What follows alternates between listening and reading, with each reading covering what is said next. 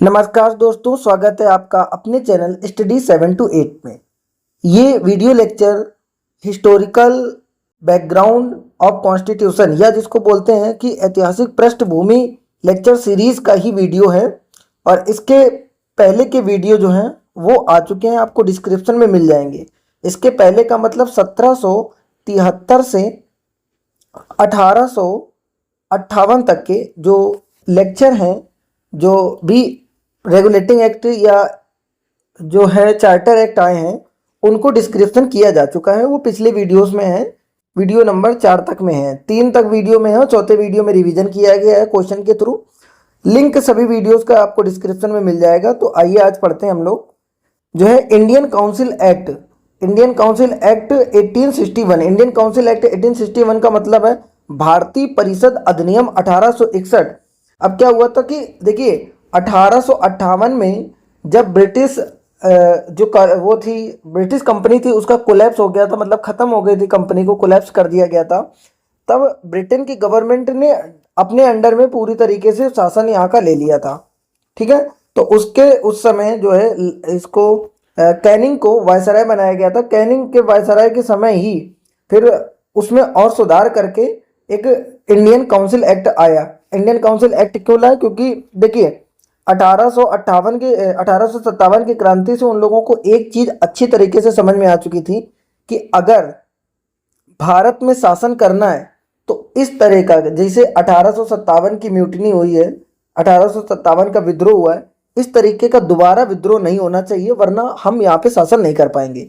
तो इसलिए उन लोगों का मतलब ब्रिटेन की गवर्नमेंट ने ये सोचा कि किसी भी तरीके से हम लोग ब्रिटेन के इंडिया के लोगों को उस शासन व्यवस्था में सम्मिलित करेंगे, जिससे क्या हो, विद्रोह कम से कम हो पाए। क्योंकि मेन अगर नेताओं को सम्मिलित कर लेंगे तो विद्रोह करने वाला कोई बचेगा नहीं। तो तब आया था ये इंडियन काउंसिल एक्ट या भारत परिषद अधिनियम। ठीक है, भारतीय परिषद अधिनियम। ठीक है, इतनी चीज क्लियर हो चुकी है। ओके, तो समझते हैं कि इस भारतीय परिषद अधिनियम में क्या क्या था। ठीक है, तो देखिए सबसे पहले समझिए कि भारतीय लोगों को, जो भारतीय थे, उन प्रतिनिधियों को शामिल किया गया। किस में शामिल किया गया? कानून बनाने की प्रक्रिया में शामिल किया गया। कानून बनाने की प्रक्रिया में शामिल किया गया। देखिए अभी क्या करेंगे ये लोग, कितना दिमाग खेलेंगे कि शामिल तो करेंगे बट इनको पावर नहीं देंगे। मतलब एक तरीके से जैसे कि आपको बुला लिया जाए किसी पार्टी में कि आइए, और आप उस पार्टी में चले जाएं, फिर आपको खाने पीने के लिए कुछ भी ना दें। ठीक है, आपस में खाते पीते रहें, आपको पूछे भी ना। तो इस तरीके का इसमें कार्य हुआ। तो और इसमें क्या किया गया, भारतीयों में से जो बनारस के राजा और पटियाला के महाराजा और सर दिनकर राव, इन 3 लोगों को विधान परिषद का मतलब आप मोटा मोटा समझ सकते हैं कि जैसे राज्यसभा होती है, तो इसमें मनोनीत किया गया था। मनोनीत किया गया का मतलब है नॉमिनेटेड किया गया था, इलेक्शन के थ्रू ये लोग नहीं आए थे। ठीक है, नेक्स्ट पॉइंट देखते हैं कि अगर आपको थोड़ा सा याद हो कि 1773 में केंद्रीकरण स्थापित हुआ था, गवर्नमेंट का केंद्रीकरण स्थापित हुआ था, जिसमें मद्रास और बंबई की जो गवर्नर है, उनकी जो शक्तियां थी, वो शक्तियां बंगाल के गवर्नर को ट्रांसफर कर दी गई थी या ट्रांसफर की जा रही थी। ठीक है, यहां से केंद्रीकरण की शुरुआत हुई थी, सेंट्रलाइजेशन की शुरुआत हुई थी, और मैक्सिमम सेंट्रलाइजेशन जो है 1833 तक पहुंच चुका था। ठीक है, इतनी चीज आप क्लियर है। अब देखिए अगर सेंट्रलाइज केंद्रीकरण हुआ है तो अब यहां से 1861 से विकेंद्रीकरण शुरू होता है। 1861 से विकेंद्रीकरण शुरू होगा, मतलब मद्रास और बंबई के प्रेसिडेंसियों को विधायी शक्तियां पुनः वापस कर दी गई थी। जब 1773 से लगाकर 1833 तक जो शक्तियां पूरी तरीके से ले ली गई थी, अब वो वापस से उन मतलब उन गवर्नरों को दी जा रही थी। किनको? मद्रास और बंबई के, क्योंकि इन्हीं की ले ली गई थी। ठीक है, दूसरी चीज देखते हैं, बंगाल और उत्तर पश्चिमी सीमा और पंजाब में। देखिए इन 3 जगह पर क्या हुआ था, क्रमशः 1862, 66 और 97 में विधान परिषद का गठन कर दिया गया था। जैसे आपने स्टेट लेवल पे सुना होगा, विधानसभा होती है और विधान परिषद होती है। तो उसी तरीके से विधान परिषद का जो है गठन हो गया था इन 3 राज्यों में, ठीक है। फिर नेक्स्ट देखते हैं कि हाँ, जब ये 1861 का अधिनियम आया था, अधिनियम का मतलब जो है ये परिषद अधिनियम आया था, ठीक है, भारतीय परिषद अधिनियम, इसके पहले ही जो लॉर्ड कैनिंग था उसने ये बोल दिया था, अब मतलब कुल मिला के डिपार्टमेंट बनाना शुरू कर दिया था। डिपार्टमेंट बनाना शुरू कर दिया का मतलब जैसे अभी अभी प्रेजेंट के लिए करते तो रक्षा विभाग अलग है, ठीक है, अलग अलग तरीके के विभाग, शिक्षा विभाग, रक्षा विभाग, ठीक है, खाद्य मंत्रालय, ये सब इस तरीके से अलग है। तो उस समय क्या किया गया था कि पोर्टफोलियो मतलब डिपार्टमेंट जो है लॉर्ड कैनिंग ने 1859 में ही बना दिया था, ठीक है, लेकिन उसको आधिकारिक रूप से 1861 में उसकी शुरुआत होती है। 1861 में पोर्टफोलियो या फिर डिपार्टमेंट सिस्टम की शुरुआत होती है। इस डिपार्टमेंट सिस्टम को क्या करेगा, देखिए समझिए, जैसे मान लीजिए कि ये शिक्षा मंत्रालय है, ये रक्षा मंत्रालय है, ये परिवहन मंत्रालय, खाद्य मंत्रालय, बहुत सारे मंत्रालय, ऐसे मंत्रालय का मतलब है ये अलग अलग डिपार्टमेंट बना दिए गए। और ये मेन हेड था यहाँ पर आपका गवर्नर, ये गवर्नर, ठीक है। और गवर्नर के पास कुछ जो थे सदस्य थे इसकी हेल्प वगैरह के लिए, ऐसे जैसे अभी प्रधानमंत्री के पास होते हैं, ठीक है, कैबिनेट जिसको बोलते हैं, तो इस तरीके से सदस्य थे, ठीक है। इनको बोलते हैं कि जो ये वायसराय है, ये वायसराय की परिषद है, ये वायसराय की परिषद है। अब जो भी ये डिपार्टमेंट बने हैं, ये अलग अलग डिपार्टमेंट बने, मान लीजिए, ठीक है, अलग अलग डिपार्टमेंट बने। तो क्या किया जा रहा था यहाँ पर कि इन जो गवर्नर है या वायसराय है, इसकी परिषद के सदस्य को ही डिपार्टमेंट ऐसे अलॉट कर दे रहे थे कि भाई ये तुम्हारा डिपार्टमेंट, ये तुम्हारा डिपार्टमेंट, अभी भी वही होता है। तो इस तरीके से डिपार्टमेंट जो है अलॉट कर रहे थे। अब डिपार्टमेंट अलॉट कर रहे थे, इसका मतलब जो है कि जो भी इस परिषद का सदस्य होगा ये इस डिपार्टमेंट के लिए जिम्मेदार होगा। जिम्मेदार का मतलब ये हो गया कि पूरी तरीके से इस डिपार्टमेंट के फैसले जो है वो ये काउंसिल का सदस्य लेगा जाके, या परिषद का सदस्य लेगा, ठीक है, वायसराय की परिषद का, ठीक है, इतनी चीज क्लियर है। फिर इसने वायसराय को आपात में, ठीक है, अभी देखिए क्या है, अभी आपने आर्टिकल, अगर थोड़ा सा आपको आर्टिकल याद हो तो आर्टिकल 123 होता है, ठीक है। आर्टिकल 123 की अगर बात करते हैं तो आर्टिकल 123 जो है वो राष्ट्रपति को पावर देता है कि आप 6 मंथ के लिए जो है अध्यादेश ला सकते हैं, ठीक है, 6 मंथ के लिए अध्यादेश ला सकते हैं, ऐसा राष्ट्रपति को पावर मिलता है। तो उस समय देखिए सेम अभी भी वही है, 6 मंथ के लिए पहले भी था, 6 मंथ के लिए अभी भी है। अभी ये आर्टिकल जो है वो 123 में है और ये राष्ट्रपति के पास है। पहले क्या था, ये पावर जो थी वायसराय के पास थी कि आपातकाल स्थिति में क्या कर सकता है, वो अध्यादेश जारी कर सकता है, ठीक है। तो अगर अध्यादेश जारी करने की पावर सबसे पहले आई थी तो 1861 के जो है इंडियन काउंसिल एक्ट में आई थी। आई होप इतनी चीज आपको क्लियर हो चुकी होंगी। अब नेक्स्ट समझते क्या होने क्या वाला। देखिए अभी क्या है, इसके बाद अगर आगे बढ़े तो नेक्स्ट जब परिषद अधिनियम आएगा, ठीक है, अब ये क्या है अनिश्चित काल के लिए, जैसे जैसे है इसमें सुधार की जरूरत पड़ेगी इनको, या फिर विरोध होगा इसका, तब आएगा। तो अब देखिए 1892 में भारतीय परिषद अधिनियम आया, ठीक है, भारतीय परिषद अधिनियम आया। इसी के पहले एक इंटरेस्टिंग कार्य ये हुआ था कि 1885 में, ठीक है, अगर थोड़ा सा आपको याद हो तो 1885 में जो है वो शुरुआत हो गई थी किसकी, कांग्रेस की शुरुआत हो गई थी। 1885 में कांग्रेस की शुरुआत हो गई थी। एक मिनट में जरा कांग्रेस का एक थोड़ा सा पेज इसमें ऐड करता हूं, ठीक है। तो 1885 में कांग्रेस की स्थापना हो चुकी थी और कांग्रेस की जो स्थापना हुई थी A.O. ह्यूम ने की थी, L.N.O. ह्यूम ने स्थापना करी थी। हालांकि वो एक अंग्रेज थे, उन्होंने स्थापना की थी। अब देखिए जो कांग्रेस है इसके जितने भी सदस्य थे उसमें मोस्टली जो सदस्य थे उन लोग एजुकेटेड थे, ठीक ठाक लेवल पे एजुकेटेड थे। कहने का मतलब ज्यादातर जो थे उसमें वो वकील थे। वकील मतलब जिनको लॉ का नॉलेज था। अगर लॉ का नॉलेज है, इधर उधर जरा सा लॉ बनेगा तो वो विरोध जरूर करेंगे। तो ठीक है, तो अब क्या हुआ कि कांग्रेस का जैसे जैसे विरोध बढ़ता जा रहा था, इसके लिए कंपनी के लिए या गवर्नमेंट के लिए जैसे जैसे विरोध बढ़ता जा रहा था, तब उसी समय इन्होंने सोचा, इन्होंने का मतलब है कि ब्रिटेन गवर्नमेंट ने सोचा कि भारतीयों की जो संख्या है वो और हमें इंक्रीज करनी चाहिए और थोड़ा इनको और पावर देनी चाहिए, क्योंकि क्या है, ये भारतीय लोग समझ चुके थे कि जो 1861 का था एक्ट, उसमें हमारे लिए कुछ भी नहीं किया है। वो 3 सदस्य अकेले जोड़ दिए हैं, उनको भी मनोनीत किया है और वो भी कुछ भी डिस्कशन नहीं कर सकते हैं, केवल वहाँ बैठ के तमाशा देख सकते हैं। ठीक है, तो उसका मतलब विरोध होने पर काफ़ी जब ये ऐसा बढ़ा तो और उसके बाद एक एक्ट आया है।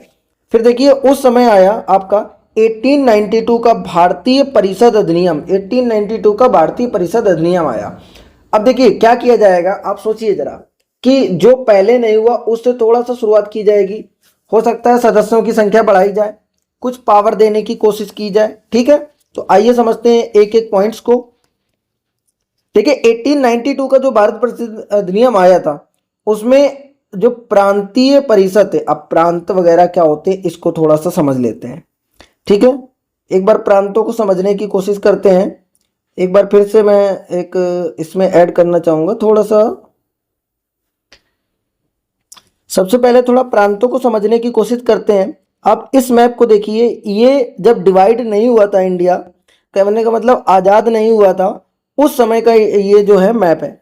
उसमें आपको जो ये डार्क कलर दिख रहा होगा, ये वाला कलर जो है वो प्रिंसली स्टेट थे, मतलब रजवाड़े थे।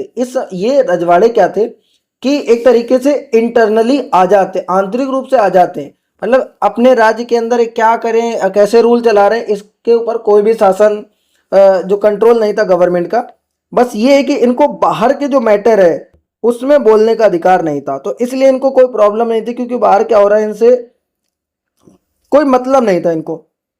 तो ये जो है वो प्रिंसली स्टेट है।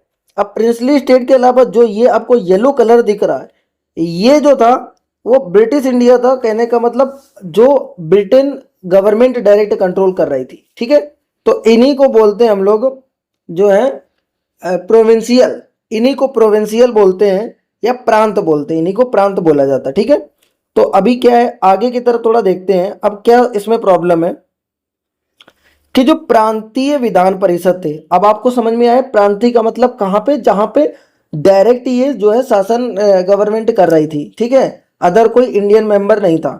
तो प्रांतीय विधान परिषद में जो सदस्य थे उनकी संख्या बढ़ाकर 10 से 16 के बीच में कर दी गई, और वो जो सदस्य थे वो नॉन गवर्नमेंट थे, मतलब सरकारी सदस्य नहीं थे, ऐसे काम चलाऊ थे एक तरीके से।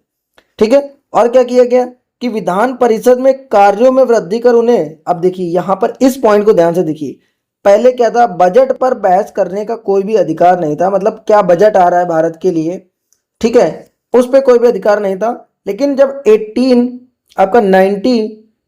1892 आया तो उस समय क्या किया गया कि बजट पर बहस करने की पहली बार पावर मिली, बजट पर बहस करने की पहली बार पावर मिली।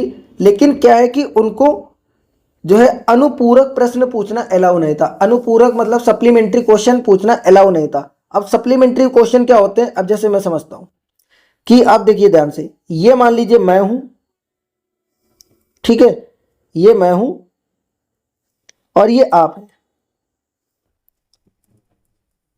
ठीक है, और मैं आपसे पूछूं कि आप कहाँ जा रहे हो, ठीक है, तो आप बता देंगे कि मान लीजिए दुकान जा रहे हैं, ठीक है, मान लीजिए दुकान जा रहे हैं, शॉप जा रहे हैं, ठीक है। इसके बाद मैं पूछूं कि शॉप क्यों जा रहे हो, तो इस तरीके का जो आर्ग्यूमेंट होता है उसको बोलते हैं अनुपूरक प्रश्न। तो आप समझ में आए कि अगर एक क्वेश्चन कर दिया तो उसके बाद जो है उसमें क्वेश्चन पे क्वेश्चन नहीं करना, उस चीज को बोलते हैं अनुपूरक।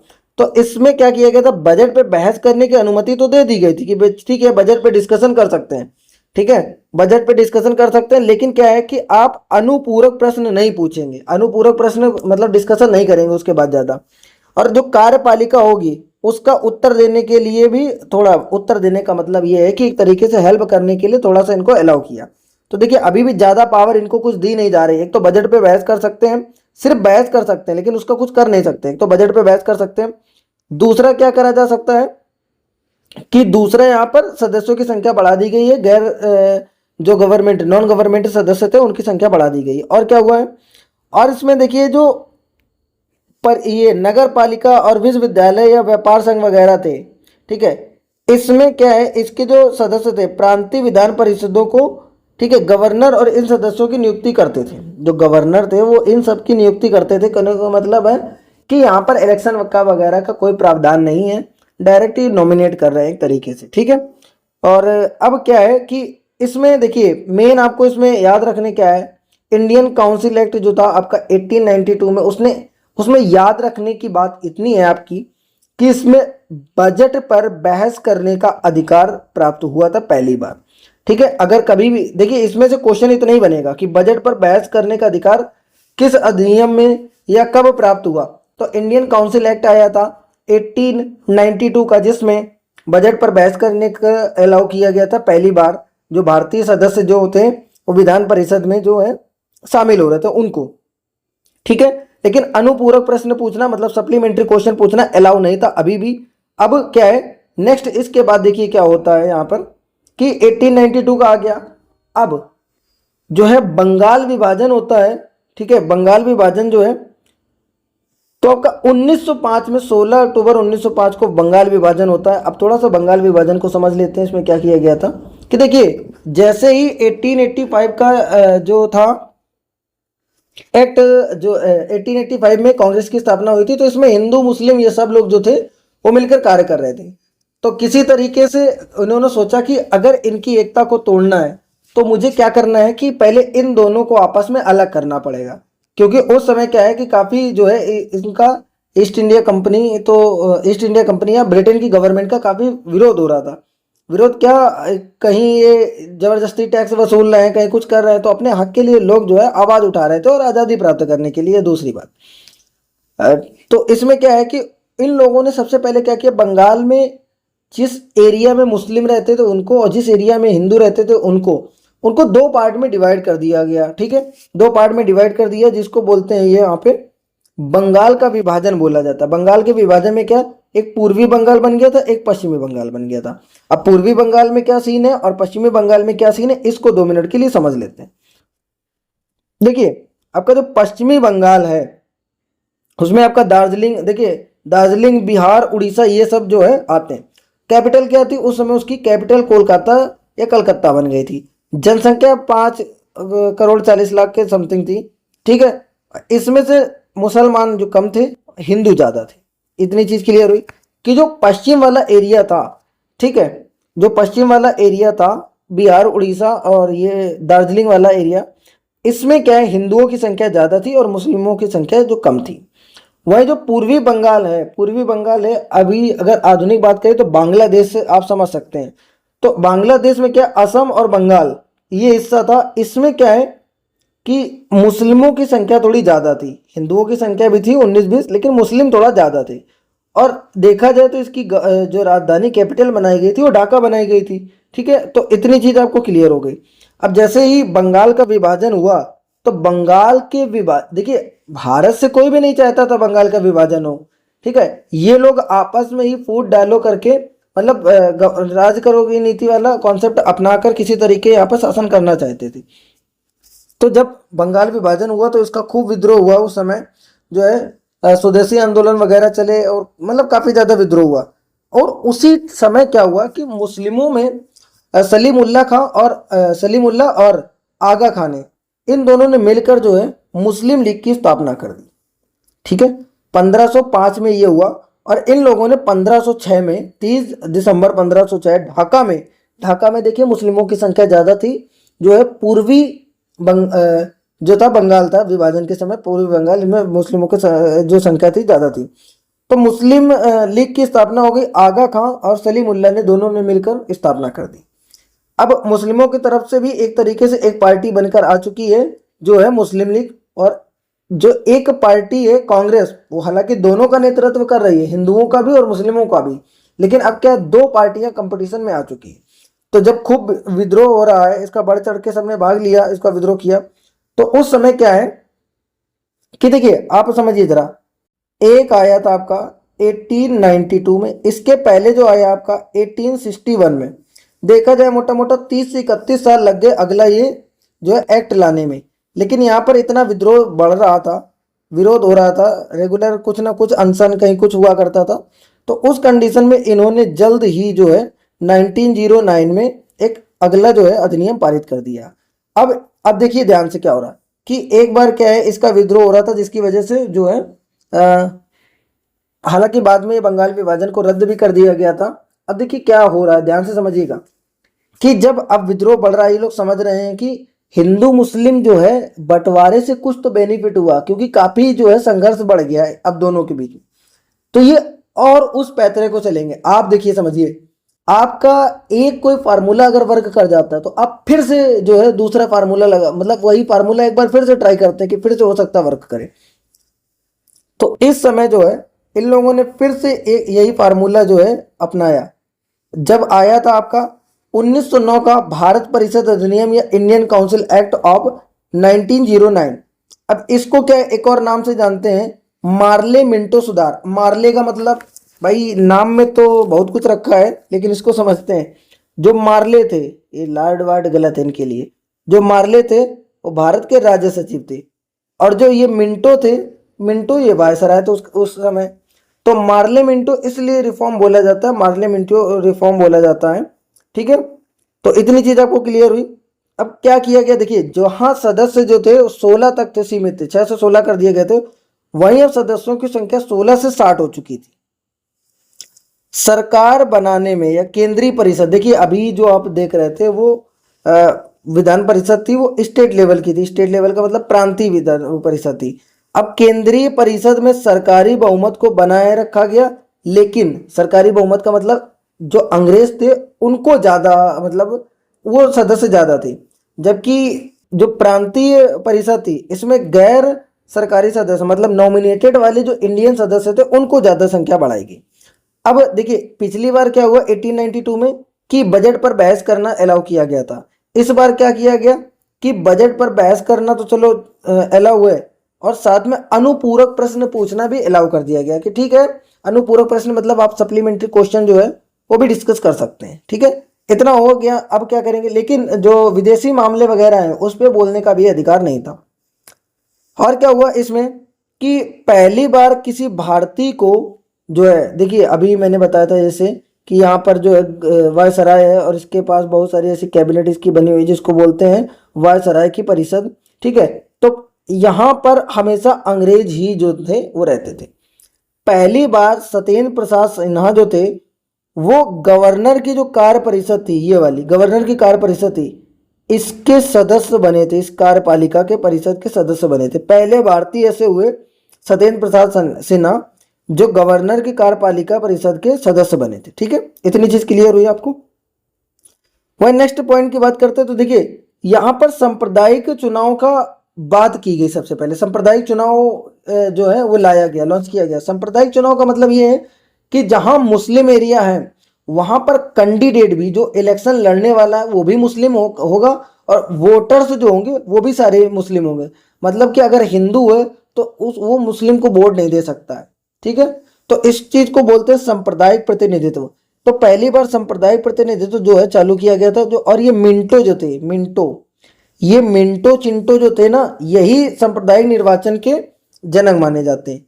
ठीक है, जनक का मतलब यही पापा थे। तो सांप्रदायिक निर्वाचन के अगर जनक है तो ये मिंटो थे। ठीक है, क्या किया गया था कि मुस्लिमों को अलग से निर्वाचन देने की कोशिश करी गई थी, ताकि अब अगर ये जो है कोई भी हिंदू वगैरह कम्युनिटी अगर विरोध करती है या मुस्लिम कम्युनिटी विरोध करती है तो एक दूसरे में जो है लड़ाई करने का वो चांस बढ़ जाए। और क्या हुआ था कि जो ये जमींदार वगैरह थे इनके लिए अलग से प्रतिनिधित्व का व्यवस्था कर दी गई थी। ठीक है, कुल मिला के सबको धीरे धीरे चिंगम दे रहे हैं। अब क्या हुआ था कि अब 1909 आप समझ चुके। अब देखिए 1909 में क्या हुआ, एक पहली बार मुस्लिमों के लिए जो है सांप्रदायिक चुनाव वगैरह की व्यवस्था करी गई थी। दूसरी बार क्या हुआ, अनुपूरक प्रश्न पूछना अलाउ कर दिया गया था। ठीक है, ये 2 पॉइंट उसके मेन है, आपको याद रखना है। फिर क्या हुआ था कि उसके बाद आते हैं अपने अपने अपने गांधी जी। देखिए ध्यान से, कितना मासूम दिखते हैं लेकिन इन्होंने बहुत बड़े काम कर दिए। ठीक है, तो 9 जनवरी 1915 को, मतलब कि इंडियन काउंसिल एक्ट 1909 के बाद जो है महात्मा गांधी साउथ अफ्रीका से आते। अब साउथ अफ्रीका से अगर वापस आ रहे हैं तो यहाँ अब साउथ अफ्रीका में क्यों थे, क्या कर रहे थे, ये आप थोड़ा सा समझ चुके हो। तो 20-21 साल के बाद ये वापस आ रहे थे। और ये क्या होता है कि इनको एक बार लखनऊ में जो है आमंत्रित किए जाते हैं कि जरा एक बार नील किसान जो थे उनकी वो देखें, स्थिति देखें, क्योंकि उनके साथ ऐसा बहुत मतलब गलत हो रहा था, लगान वगैरह खूब ज़बरदस्ती वसूल किए जा रही थी, उनके बहुत स्थिति खराब हो गई थी, बीज कटिया प्रणाली वगैरह चल रही थी उस समय। ठीक है, तो अब गांधी जी की एंट्री होती है। अब गांधी जी की एंट्री होती है तो और एक और काम होता है कि गांधी जी ने शुरू में क्या किया कि जब वर्ल्ड वार वन जो है स्टार्ट हुआ, वर्ल्ड वार वन जो स्टार्ट हुआ, तो उसमें जो है इन्होंने गांधी जी ने मतलब गांधी जी से अंग्रेजों ने बोला कि अगर भारतीय जो है हमारा साथ देंगे तो हम इनके स्वतंत्रता के लिए या इनको डोमिनियन स्टेट जो है वो प्रदान करेंगे। डोमिनियन का मतलब जो है कि आपके लीगल जो राइट है वो आपके पास रहेंगे। ठीक है, लीगल और पॉलिटिकल राइट आपके पास रहेंगे, बस हेड जो होगा स्टेट का वो बाहर का बंदा होगा, मतलब एक तरीके से ब्रिटेन गवर्नमेंट क्या होगा। ठीक है, तो इतनी चीज ये दे देंगे। अब इसलिए क्या किया महात्मा गांधी ने भी, जो सैनिक थे, ठीक है, इंडियन जो सैनिक थे, इनको थोड़ा सा प्रोत्साहित किया ताकि ये जाकर वहां पर उसमें भाग ले सके। तो वर्ल्ड वार वन में जो है भारतीय सैनिकों ने उनका साथ दिया और यहाँ पर ब्रिटेन गवर्नमेंट जो है जीत गई। लेकिन अब जैसा कि जानते हैं कि दोगले तो दोगले, तो इसके बाद भी उन लोगों ने अपने हरकतें बंद नहीं करी और उसके बाद 1909 के बाद जो है भारत शासन अधिनियम 1919 आया। अब देखिए ध्यान से, इसमें एक छोटा सा मैं आपको चीज बताता हूँ। एक दिन एक ये इस जगह मैं खड़ा था, यहाँ पर एक मेरा दोस्त खड़ा था। ठीक है, मैं हंसता रहता हूँ, वो थोड़ा मुरझाया रहता है। तो 1909 यहाँ पर ऐसे 1919 लिखा था, भारत शासन अधिनियम 1919। तो हम दोनों आपस में बात करें कि भाई ये नंबर अपने को अच्छा नहीं लग रहा है। तो उसने कहा ठीक है, आधा आधा बांट लेते हैं। तो एक 19 ये ले गया, एक 19 ये ले गया। अब 1909 से आपको याद रखना है 1919 से कि यहाँ पर बंटवारा हुआ था। बंटवारा किसका हुआ? पावर्स का बंटवारा हुआ है। ठीक है, शक्तियों का जो है बंटवारा पहली बार जो है ये स्टेट के बीच में और सेंटर के बीच में, कहने का मतलब जो प्रोविंशियल है उसके बीच में और केंद्र के बीच में शक्तियों का बंटवारा होता। और यहाँ पर डुअल गवर्नमेंट जो है फिर से चालू होती है। समझते हैं एक बार फिर से इसको डिटेल में क्या है। 1917 में जब देखिए, जब गांधी जी ने जो है गांधी जी ने एक सविनय अवज्ञा आंदोलन चालू किया था सबसे पहले बिहार की तरफ। ठीक है, पहली बार जो उनका था। तो उसके बाद जो है विद्रोह के बाद जो है वो गवर्नमेंट ने, जो ब्रिटेन सरकार ने बोला कि हमारा जो उद्देश्य है भारत में एक उत्तरदायित्व सरकार बनाने का, मतलब हमारा जो यहाँ पर वर्क है शासन आसन करने नहीं आए, हम चाहते हैं कि अच्छी तरीके से भारत में शासन चले। ठीक है, ये सब गोली देके भारतीयों को मतलब अपने अंडर में लिया और युद्ध में जो है मतलब वर्ल्ड वार वन में उनसे हेल्प ली और जीते। अगर भारतीय नहीं जाते तो पता नहीं क्या होता इनका। ठीक है, तो अब इसमें क्या क्या किया गया, इस समय जो है मॉन्टेग्यू चेम्सफोर्ड सुधार लाए गए। मॉन्टेग्यू कौन थे, चेम्सफोर्ड कौन थे? देखो मॉन्टेग्यू जो थे, जो पहला नाम आएगा इस तरीके से, वो भारत के राज्य सचिव होते थे और जो दूसरा नाम है वो वायसराय को शो करता है। तो मॉन्टेग्यू चेम्सफोर्ड सुधार भी इसको बोला जाता है 1919 वाला। इसमें क्या हुआ, सबसे पहले देखिए समझते हैं कि जो प्रशासन था उसकी दो श्रेणियां बनी। देखिए बंटवारा हो रहा है, यहाँ पे पावर्स का बंटवारा हो रहा है, केंद्रीय विषय और प्रांतीय विषय। ठीक है, केंद्रीय विषय मतलब वायसराय के अंडर में जो डायरेक्ट थे, और प्रांतीय विषय, अब देखिए इसमें कहां पर देखिए कितना गेम खेलेंगे। जो प्रांत थे, मतलब अभी आपने समझा सा थोड़ा सा मैप में, जहां पर जो कोई भी रजवाड़े राज नहीं करते तो वो प्रांत थे। तो प्रांत की जो पावर्स थी, जो प्रांत के जो सब्जेक्ट बांटे गए कि प्रांत इस पे शासन बना सकता है, उस प्रांत को भी दो भागों में बांट दिया। एक आपका हस्तांतरित था और दूसरा जो था आरक्षित था। हस्तांतरित और आरक्षित दो यहाँ पर पार्ट में, इन प्रांतीय विषय को भी दो पार्ट में बांट दिया। और केंद्रीय विषय ये पूरी तरीके से वायसराय के अंडर में थे। ठीक है, ये वायसराय के अंडर में थे। और जो प्रांतीय विषय थे उसको दो पार्ट में बांट दिया, एक आरक्षित और एक हस्तांतरित। देखिए यहाँ पर लिखा है कि प्रांतीय विषयों को दो भागों में बांट दिया, हस्तांतरित और आरक्षित। अब हस्तांतरित विषय क्या थे और आरक्षित विषय क्या थे? देखिए, आरक्षित मतलब रिजर्व है, ठीक है, और हस्तांतरित मतलब ट्रांसफर्ड। जो आरक्षित विषय थे उसमें मेन मेन जैसे डाले गए पुलिस, न्याय प्रशासन, जेल, भूमि, ये सब चीजें डाली गई। और इसका क्या है कि इसमें जो है वायसराय जो था वो ऐसे लोगों की हेल्प से शासन करता था जो विधान परिषद के प्रति उत्तरदायी नहीं थे। विधान परिषद के प्रति उत्तरदायी का मतलब क्या? मतलब ये है कि आरक्षित सब्जेक्ट एक तरीके से फिर से इसकी पावर आ गई यहाँ पर वायसराय की। ऐसे लोगों से हेल्प लेता था जो विधायिका के प्रति उत्तरदायी नहीं थे, मतलब इसके कंट्रोल में थे डायरेक्ट। और आरक्षित सब्जेक्ट वो थे जिसमें ज़्यादा पावर नहीं थी, जैसे मान लीजिए शिक्षा, स्थानीय स्वशासन, कृषि। अब ये बताइए कि शिक्षा के लिए कोई भी प्रावधान करना है, ठीक है, अब जैसे प्रांत को दे दिया गया कि आपका जो शिक्षा आपका सब्जेक्ट है, इस पर कोई भी नियम कानून कुछ भी बनेगा तो आप बनाएंगे।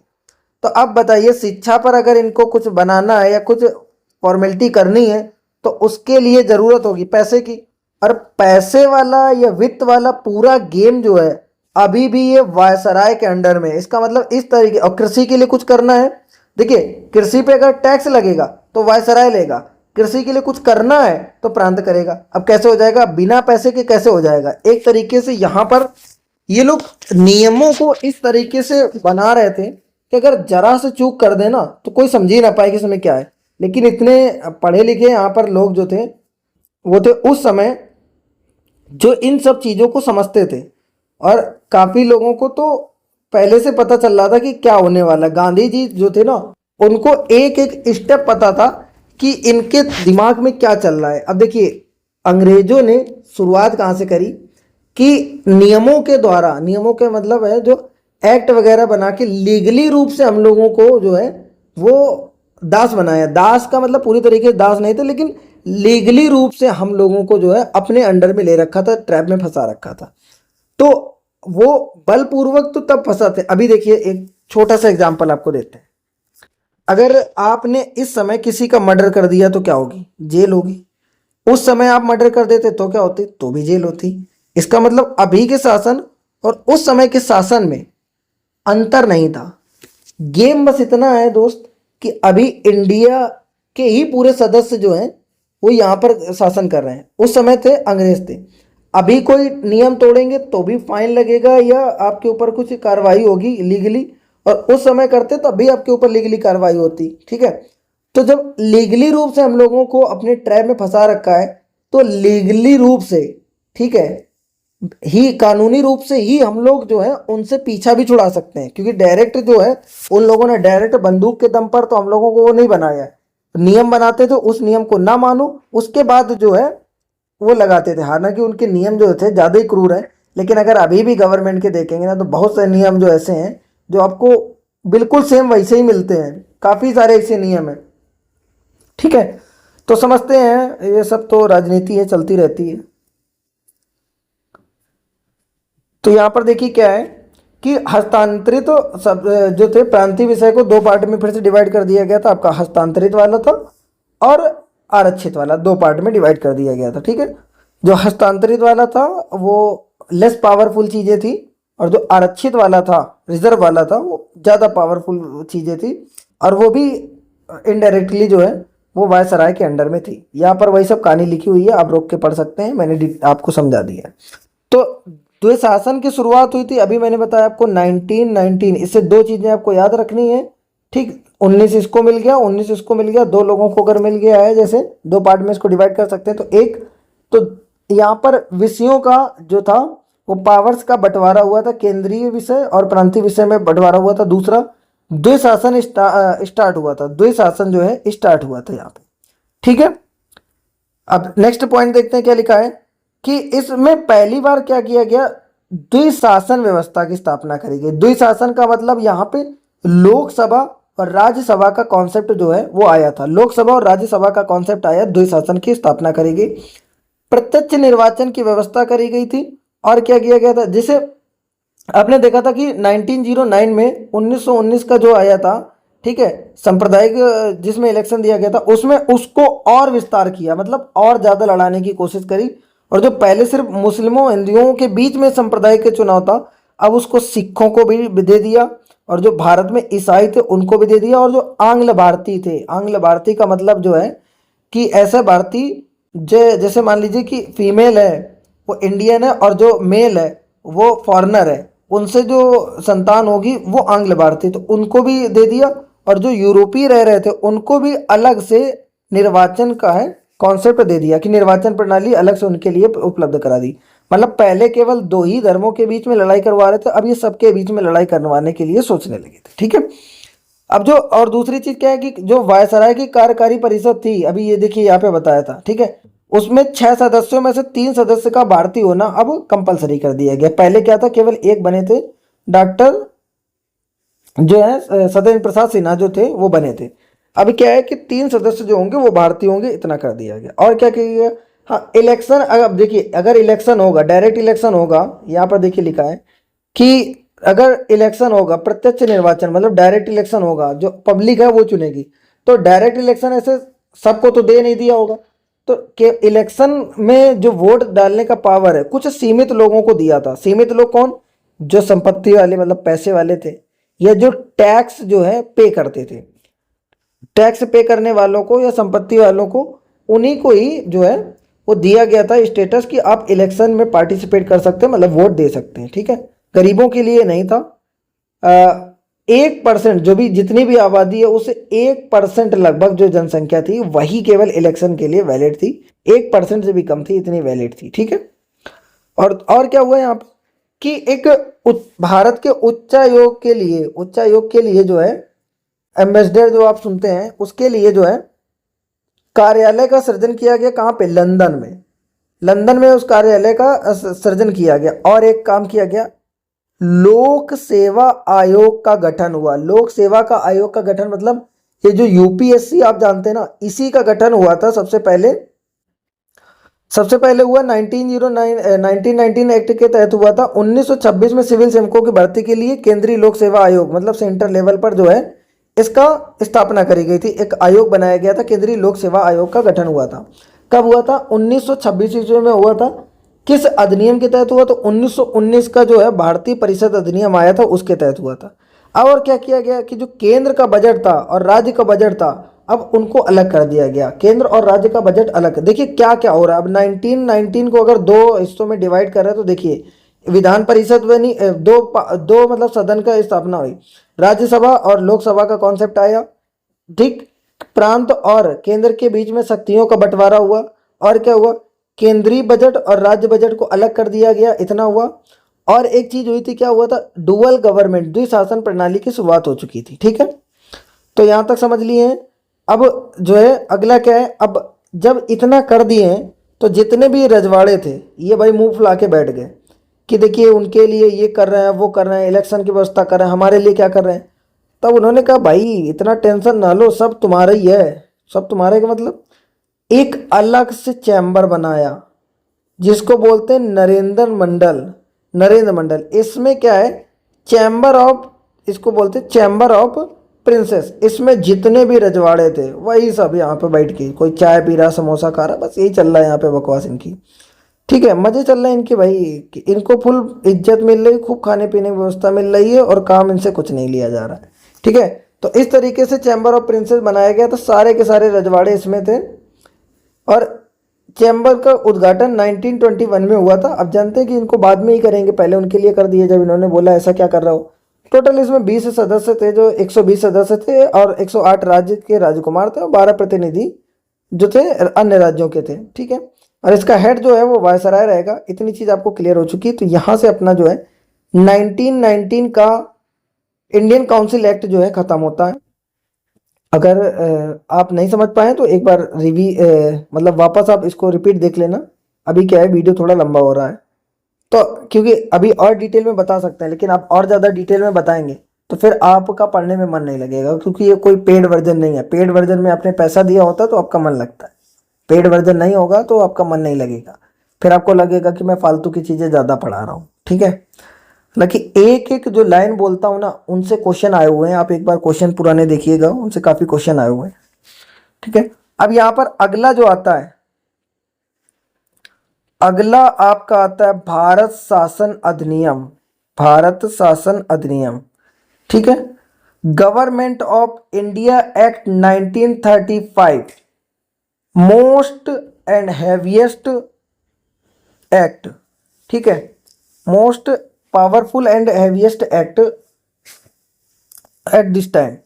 तो देखिए भारत शासन अधिनियम क्या था कि ये सबसे बड़ा अधिनियम था जो ये मतलब ब्रिटेन में लंदन में पास हुआ था और यहाँ पर इसको लागू किया गया। ये एक नील का पत्थर ऐसे साबित हुआ क्योंकि अभी जो गवर्नमेंट चल रही है, ठीक है, या 1947 तक, देखिए जब तक आज़ादी मिली थी 1935 से 1947 तक, जब तक आज़ादी मिली थी, ये जब तक हमारा कॉन्स्टिट्यूशन बन के तैयार नहीं हो गया था और लागू नहीं हो गया था, तब तक ये भारत शासन अधिनियम 1935 के तहत ही शासन किया गया है, ठीक है। तो और ज़्यादातर आप मोटा मोटा ऐसे मान लीजिए कि 70 से इसकी 60 से 70% अभी भी इसकी जो नियम है ये अभी भी उसमें मिल जाते हैं आपको आपके संविधान में, ठीक है। इसमें क्या किया गया, देखिए ये बना कैसे, एक बार थोड़ा इसका सोर्स जान लेते हैं।